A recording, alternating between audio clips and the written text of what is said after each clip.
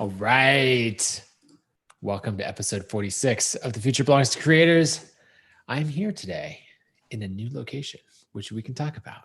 But I'm also joined by Barrett Brooks, who is not new. He's the same Barrett Brooks that, well, actually, I don't know. A lot could have changed over the weekend. So maybe we'll get into that. Barrett, welcome to the show. How are you? I am very bueno. I didn't know where that was going to go. I was like, ooh. I'm sorry. We actually haven't talked before this. We basically jumped on, was like, what's the topic? That? Yep. Go live.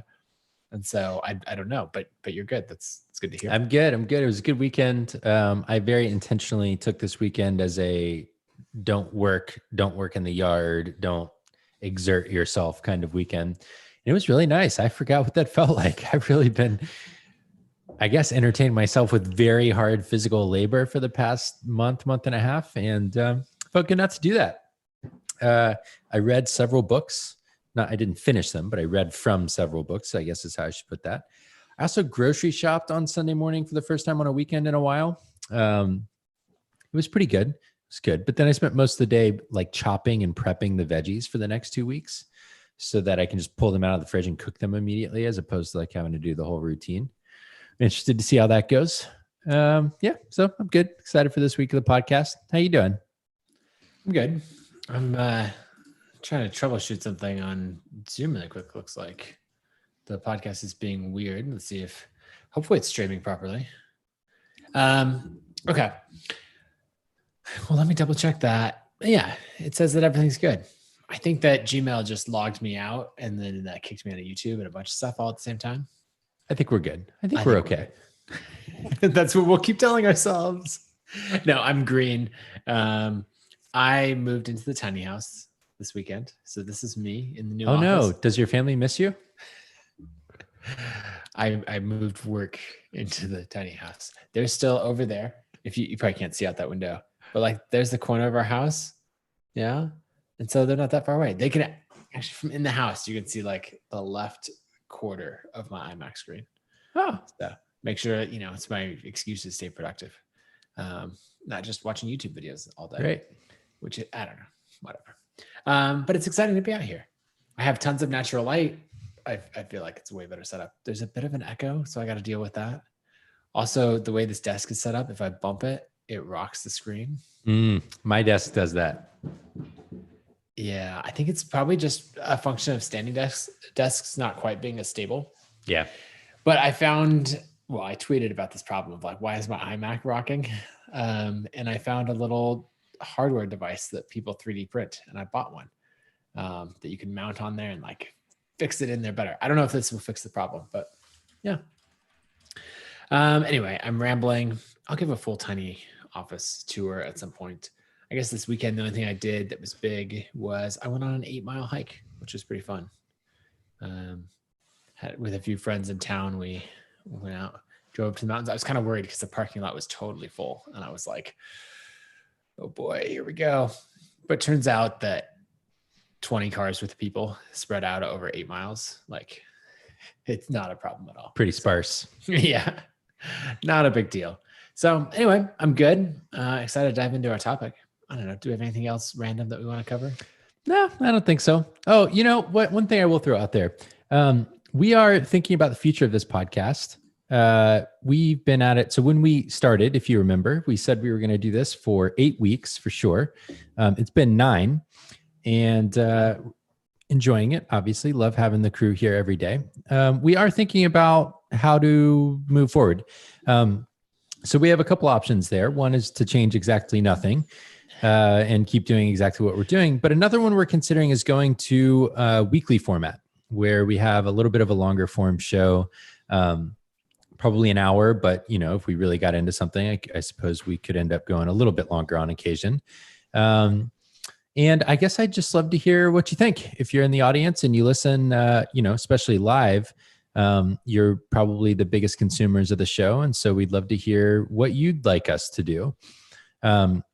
Some inputs there is, obviously daily is harder for everyone to consume. It really makes you have to form a habit. And also, we want to make sure that we're having the best impact that we can in terms of I don't know, impact per episode. Would that be the metric we're going for here? In terms of number of people we're impacting and how deep we can get into topics. So anyways, write us, let us know. You can comment in the chat, or you can shoot us emails at Nathan or Barrett at convertkit.com. That's not one email address. It's actually 2 email addresses separated by an or. Anyways, would love to hear from you. Yeah, that's good. Side note, I have a lot of people like reach out on Twitter and like, hey, what's your email address? I'd love to send you an email. Or if I say, hey, shoot me an email, let me know. Sometimes I put my email address in, but a lot of times I just don't. And then the follow-up will be like, well, what's your email address? Or people will reach out like Instagram DMs or something. I couldn't find your email address. So, and I'm just like, it's my first name at mycompanyname.com. Like, also, there's a really fancy validator built into email where if you just try it, you'll usually find out if it works. Oh man, for sure. Okay, well, let's dive into our topic today. We're talking about pricing and packaging. It's something that comes up a lot, right? You built a product, you picked a price to go with. You're like, all right, I'm selling my ebook for $15, $20, anything like that. And then that's fantastic to get it launched. But then as you get into it, it's like, well, what's the strategy behind it? What's real thought that goes into it? So we want to dive into that. I think just where I want to start it is with some really common pricing advice that I just want to echo. It doesn't apply all the time, but I think for new creators, it applies. And that's just charge more. Like so often we're thinking we're getting this out there like, I think I'm going to charge $5. And you're like, okay, cool. We've got a number down. It's thrown out there. It's on paper or whatever. Let's just double it just for the heck of it. Let's go to 10. And I think that's so often that when you price your own stuff, you're charging too little. And so that's where I would say to start is to just think, okay, nope, let me go, let me charge what I'm worth. Let me increase that to a higher price point. Yeah. And there's this economics term called price elasticity.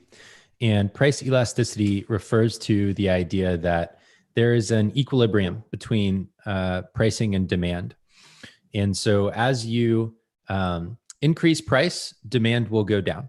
And as you decrease price, demand will go up. That's the theory. It doesn't always work that way in practice, but it often works that way in practice. But there is a point at which there's kind of like a max revenue point where you can increase a price to the certain point. And even though demand, so total number of people who will buy that thing, might decrease, the total amount of revenue you make is actually more.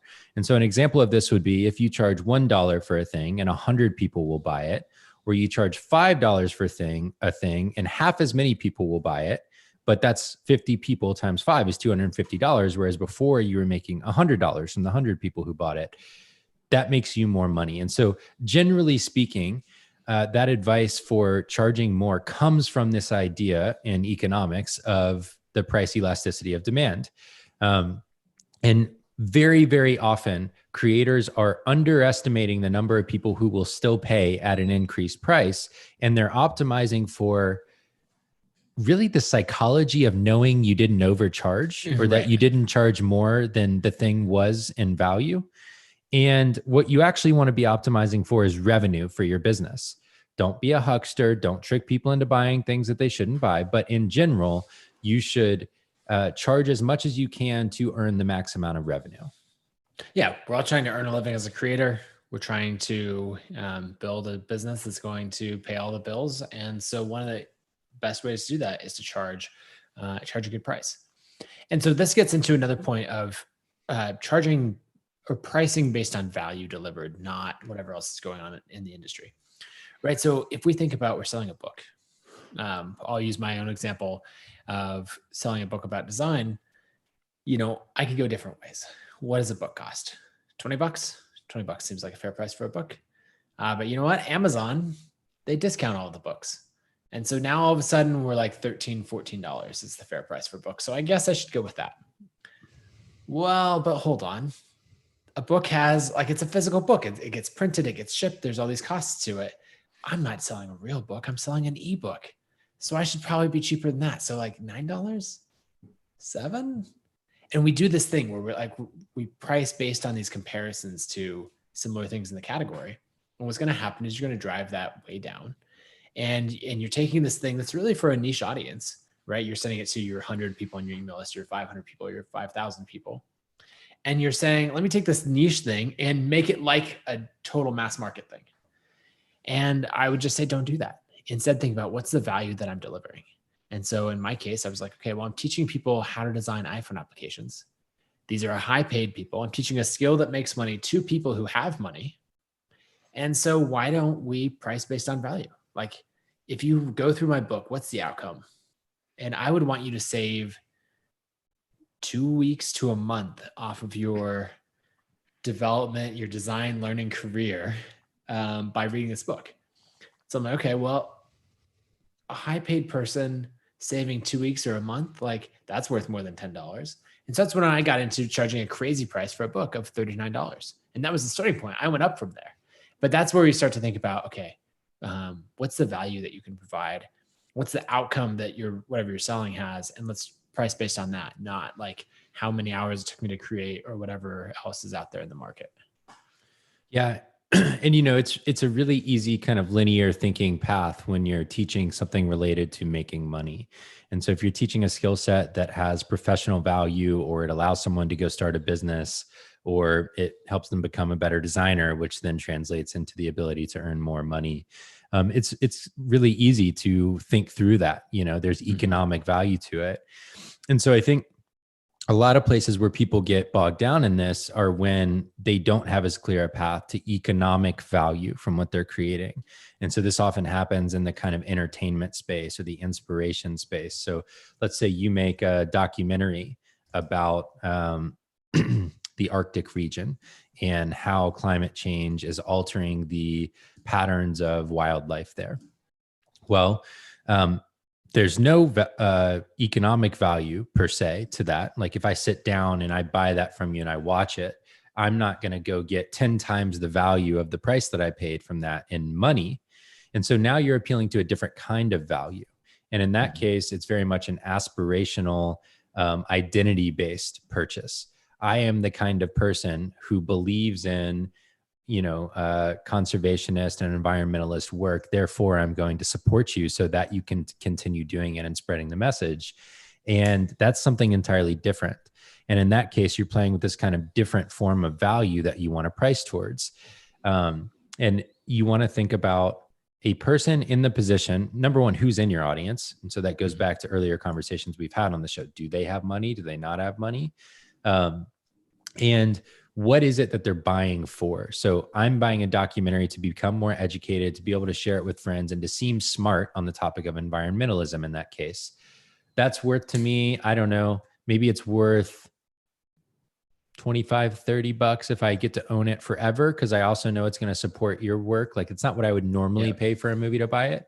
And maybe to rent it, it's worth, I don't know, you could probably charge a little bit more than iTunes does, maybe $7, because I respect you and you're an independent artist and I'm not going through this massive marketplace.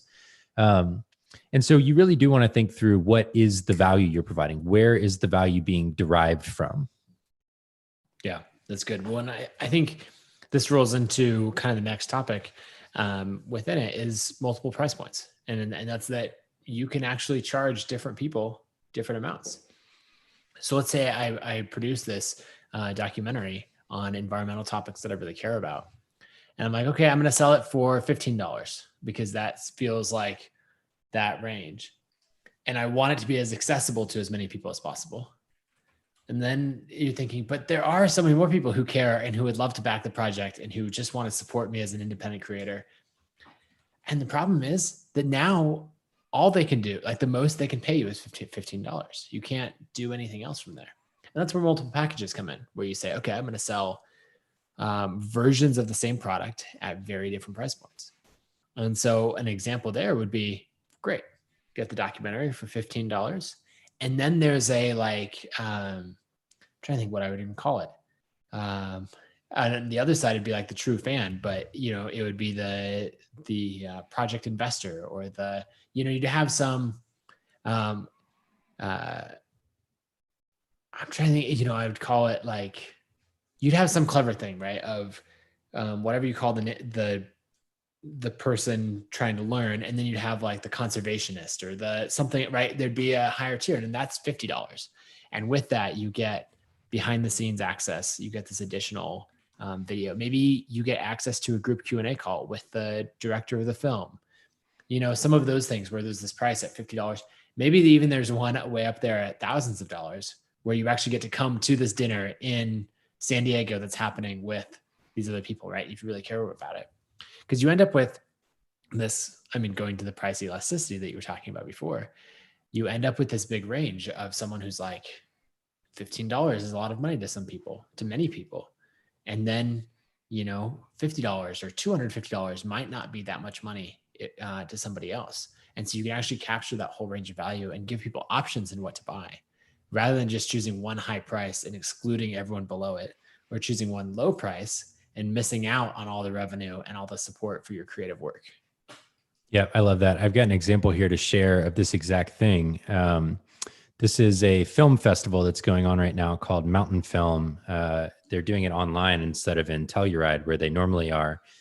And you can get just a base level pass is $75 to be able to view all of the films at any time from May 15th to 25th.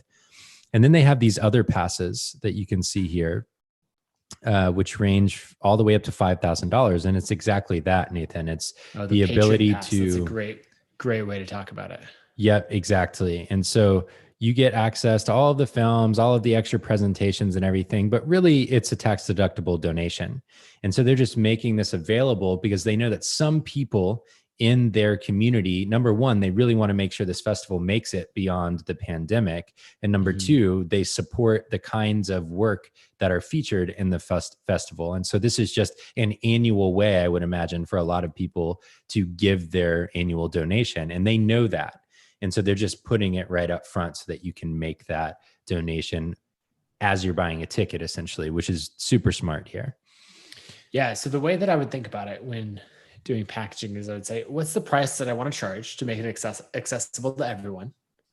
Then I encourage you to double that, as Emily pointed out in the chat. Because like for a lot of things, that price that I would come up with would be like $10, $20. Like I find that my default tends to be pretty low. So it's like, okay, we're doubling that. And then let's go to the version. Let's think about, okay, that's for everybody. What's the thing for the true fans? The people who are like, oh, I'm all in. Or the people to whom money is not really an issue.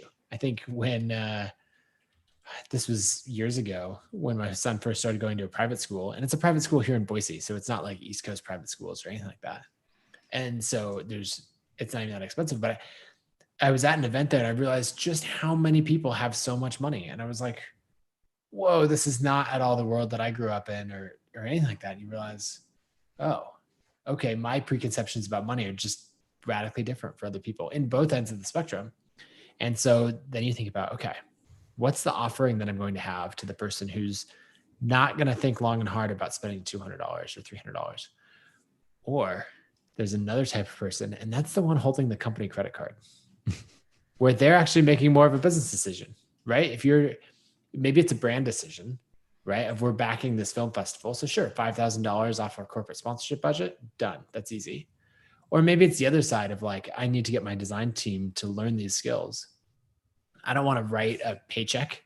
This is a line from Patrick McKenzie saying that no HR manager wants to write a paycheck, where the memo line says researching free stuff on the internet. Basically making the point that like, oh, I'm not going to pay for that. I could learn it for free. And it's like, it's not free if that's your job. And so, if you think about that, you might have a team license or something else where you charge quite a bit more. Yep. And so I think the key thing to take away from this portion of the discussion is there is no universal pricing structure for a product online. For a product period, actually. And you can see this in anything, in purses, you can see it in backpacks, you can see it in books and courses, even plants that grow out of the ground are priced quite widely. If you go to like some nursery out where they're grown versus at some little boutique in the middle of Portland, there could be a $50 swing in one plant, And so the point here is value-based pricing is about much more than just what does the person get out of the specific thing they're buying? It's about the entire experience. It's about their identity. It's about how what you're selling them allows them to see themselves and then what they can do with it. Yep, that makes sense. There's a couple things that as we get into multiple packages that I want to touch on. The first one is price anchoring. I don't know where this quote is from. It's probably from like the advertising days, like Mad Money, No, not Mad Money, Mad Men. It's very different. One is a highly enjoyable show. The other is someone yelling at you on television. But that's price anchoring. And so that's the phrase is like the best place to sell a $2,000 watch is next to a $10,000 watch. And I actually was years ago in London at the Harrods department store, the massive, like fills a whole city block or more. And I was walking through all these things that I was never going to buy, just enjoying the tourism of it all. And then I saw like this $2,000 watch. And I was like, that's so expensive. And right next to it was like a $25,000 watch. And I was like, that looks weirdly cheap now by context. And so something happens with price anchoring, right? Where if you were to come out and say, I'm going to sell a $40 book, people would be like, that's crazy. Books are not $40. Books are $20 at most. Well, if you put a $100 course next to it, then the $40 starts to seem cheap. And that's just pricing psychology. And again, I'd point everyone to Dan Ariely's work on that. But you can do that with anchoring. So for example, if I were to sell a $100 course and I didn't have the time to put together another packaging system or like another version of the course, then I might sell $500 coaching right next to it to try to anchor that price. Yeah. I'm also realizing that it started raining here and I put a sheet metal roof on this this tiny Can't house. hear it though. Oh, that's good. And I always thought that you were particularly good at the anchoring and packaging piece with your courses and books, because part of the problem with Amazon, right, is that they are going for volume. So their whole math equation on the elasticity curve is sell it for the smallest margins possible, where we can still make a little bit of money, but where if we sell millions of them, we make a lot of money. And so they operate on the long tail philosophy that if we sell you everything and anything on the planet and make a little bit off of anything, then we'll make a lot of money in aggregate. And it works quite well, right? But the other thing that is true about pricing is that scarcity plays a role. And we see this all of the time with things like course launches or limited run of a new physical product. One of which I'll highlight later in the week as one of my resources of the day as a good example. But if there is scarcity, then it actually doesn't matter that you could buy a book of the same length for a third of the price, because the point isn't the length of the book or the paper it's printed on or anything else. The point is the knowledge contained within it. And if you've done your work, like we've talked about, to build an audience around not just your topic, but also your unique take on your topic or your unique perspective you can provide related to whatever the core of your business is, then whatever you're creating is automatically scarce. And if you've done that work to build the audience up front, then the person is not going to make a buying decision between your book and a book on Amazon. That's not how that works. They're going to make a decision between, do I want this thing or do I not want this thing? And so part of what you're trying to do with anchoring and packaging with different versions of the same product is you're giving them a choice between which thing to buy from you, as opposed to a yes/no decision. A yes/no decision, most people will default to no because that's what the fear tells them to do, right? Oh, I shouldn't spend this money. It wasn't in my budget, blah, blah, blah, blah, blah, blah, blah, blah, blah.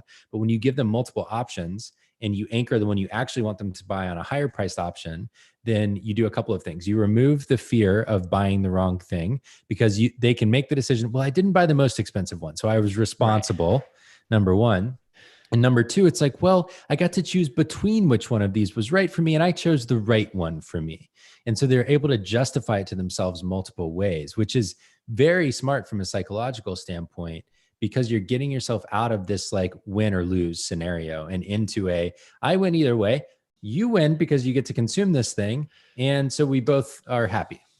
Yeah. And I think that's so important of getting people to choose between which version rather than yes or no. Because if you're like, well, I don't want them to have to choose. It's like, they're choosing anyway. The decision is just, should I give Barrett money? should I keep the money for myself? And so instead it's like, which quantity of money should I give to Barrett? And that is a way better conversation for Barrett than the yes or no. That's exactly it. I'd love for you to get into kind of how you packaged maybe one of your early courses so that people can hear how you differentiated between them. Yeah, absolutely. So let me just screen share. I'm going to use as an example my book called Designing Web Applications. And this was released December 2012. So 8 years ago. And you can see it at nathanberry.com/webapps. But if you go to buy the book, so I always did these long form sales pages, which were really common in other industries. I just added good design to them. And so basically what I did is I have these 3 packages and I showed you the complete package first. And this is like much more of a course where it's got the book, but then I've got videos on lighting and form design and all of this stuff. I did a bunch of interviews, which is a good way to add a lot of value quickly.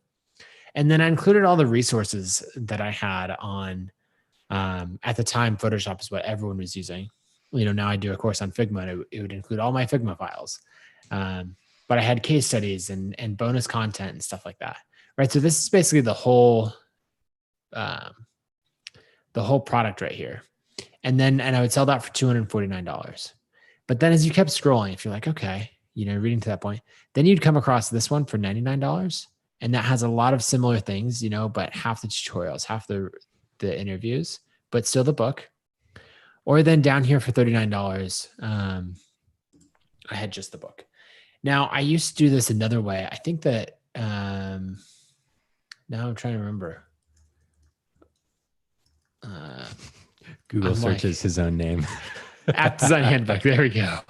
I was trying to remember what the URL was. It's been a while.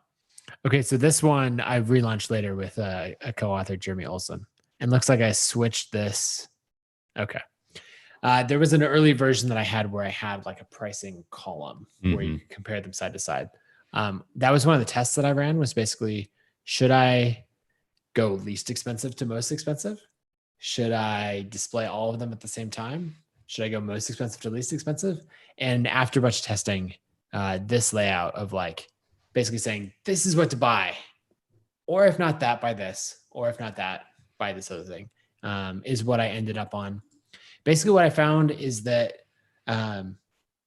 doing pricing and packaging in this way tripled revenue over what I would have made if I'd just done the book for $39, which is what I was going to do. So I would highly recommend taking that approach. Question for you. What was kind of the rough distribution between number of purchases of each package? Do you remember it all? Yeah, I'd have to pull up some of those, and I have a bunch of those numbers on my blog from 7 years ago. So I'll drop some links in the chat afterwards. But it was roughly like 60% of all purchases were just the book. But it was the inverse, where like 60 or 70% of all revenue was from the top package. Okay. And so you end up right with these lopsided curves going both directions, where you're like, oh, most of the money comes from this small segment, and then most of the sales come from this other one. Yeah. And what I love about this is it gives everyone an option, for the $39 buyers, they can confidently go to their partner or spouse and say, I was really responsible, when their spouse asks them what that charge was. It's like, I only bought the $39 version. There was a $250 version. Okay. But then other people who, maybe they're making a real deep investment in themselves and their business, or they just have more disposable income, they have an option too, because they want all of it. You see this in services businesses as well. I went for my birthday last year on a guided fly fishing trip that was supposed to be just like a bunch of people sign up and you go out with a random few people for the day. It happened that no one signed up. And so I got a private tour or a private guide for the day. But the way they normally package their services is you can do a random group of people and you chance who you sign up with, and that's the lowest cost. You can do a group of people that you bring all of them. That's slightly more, but still lower per person. Or you can go by yourself, and that's obviously more, because there's only one human, right, that's going out regardless. And so this doesn't just apply to online products. It applies to services and other things like that. before we wrap up, I want to give one more lesson that I've learned from pricing, especially related to services. I've mentioned before that I did and occasionally still do really deep dive strategic business coaching, kind of taking my consulting background. And then I've got hundreds and hundreds of hours of coaching under my belt at this point. And what I learned from that was early on, I think I charged, I don't know, maybe $50 or $75 per session, which was an hour and a half long. And by the time at the last time I hit pause, which was a couple of years ago now, I was charging $500 per session. And I had gone from an hour and a half to an hour, which in and of itself is you're making 30% more money, right? And the way that I was able to go up the pricing tier like that is by essentially filling my capacity. Because as you fill your capacity, then the cost to you of the next customer is high because you're essentially stretching yourself. And so what I learned as a service provider is the more confident you are in what you offer, or your confidence builds as you offer it more, is the way I should put that. So let's say you have a stable of 10 clients, and another person comes to you and says, hey, can you do coaching for me? Well, when you're already full, you know you've got money taken care of. There's no risk to you saying double what your rate previously was. And they say, but I talked to one of your clients and they said it was this. So yeah, but I'm in high demand now. So it's going to cost you Y instead of X. Yeah, or just say they've been with me for a long time and they're grandfathered in, or exactly along those lines. And I just progressively did that over time. And so that goes again to the demand thing. When supply shortens because demand is higher, meaning there's more people demanding you than you have hours to give them, as a service provider, you can raise your prices over time. And as you raise your prices, your full slate of clients can become smaller, actually, where you make more money per client and you can pretty much choose just to work with people that you really enjoy working with. So there's a lot of the same principles that can apply to service-based businesses as well. And I just wanted to kind of highlight that if that might be the situation that you're in. Yep, that's good. Before we wrap up, just a couple quick examples. So I would say if you're doing a design course or you're coming out with something on the low end, right? We've got a product, a book, a guide, any of those things. You're selling it for $10. Great. Add a second package where you're having some more downloadable resources, the Photoshop files, something else for $15, where you're like, great, I'm giving people the option to pay 50% more if they want to. I bet a lot of people will. If you've got the book coming out, for $39, do the full course for $79. If you have a $99 course coming out, as I think somebody dropped in the chat that said they did, add in a coaching package or something else for $500, where you're saying, I normally charge at this rate, but now you can buy access to all of my stuff and learn from that at this much cheaper rate. So play around with those. Think about what else could I offer when it comes to multiple packages. What resources could I add in to help you shortcut that whole process? Can I give you templates, files, worksheets? When I did Authority, my book on how to build an audience and then self-publish a book, it's a very meta topic, but was very, very popular. The most requested thing in there is I had a 90-day launch plan. And that was only in the highest package. It was an additional add-on. And so many people wanted that because they wanted to be told, do this, then this, then this, then this. And so many people upgraded to the $250 version to get those exact instructions. So if you have that in your business, include that in a higher package and it'll do really well. Yep. Love it. All right. Boop, boop, doop, boop, boop, boo. Creator of the day. My creator of the day is, I'm actually going to also highlight a thing that Christian Spow was just asking us about, which is ConvertKit creators, people who use our software. Jaylee Barclay is my creator of the day. She is an online video coach that helps people who make courses make much more engaging courses and improve the quality and substance of their videos. And today we just launched a story about Jaylee. You can find it on the blog if you search ConvertKit creator stories, or I'll drop the link in the chat as well. We have this series that we do. We call it an aggregate I Am a Creator. It originally came out of this series in a coffee table book we made called I Am a Blogger. And every week we publish one of these in-depth stories, and it's got full-length written story, beautiful photography that is original by us, and then an audio version as well that we post right at the top that you can catch. All of those audio stories can now be found in podcast apps under I Am a Creator as well. So it's just a read or performed version of the written one. You're not going to get something different, but you will get a different angle on it because it's read by the writer of the stories. So anyways, Jay Lee and her story are both my creator and my resource of the day today. Nice. I like it. I'm going to take the same approach and feature some of our favorite ConvertKit customers. This is Kelsey Baldwin. She's a designer. She has a lot of great stuff. And she just has an incredible story. I believe we already have her story out or it's coming soon. But there's some great stuff there. She's got a lot of details on running a design business and more from there. But one of the reasons that I particularly want to feature her is she has quite a life story of what she's gone through and the adversity that she's overcome. And she wrote about that in a book called Strong Girl, Brave Girl.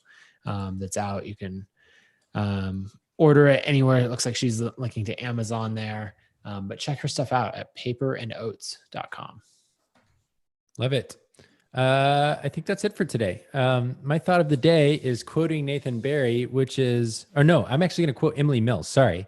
Whatever you think you should charge, do that and then double it. Because I thought that was pretty good. I think you'll be surprised by what people will be willing to pay. And I would guess that you are probably undervaluing what it is that you make and what it is that you know, because you've been there at every step of the way and it doesn't feel like all that much to you, but to other people, it will feel like magic.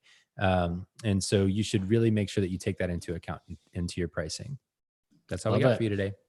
All right. See you all tomorrow.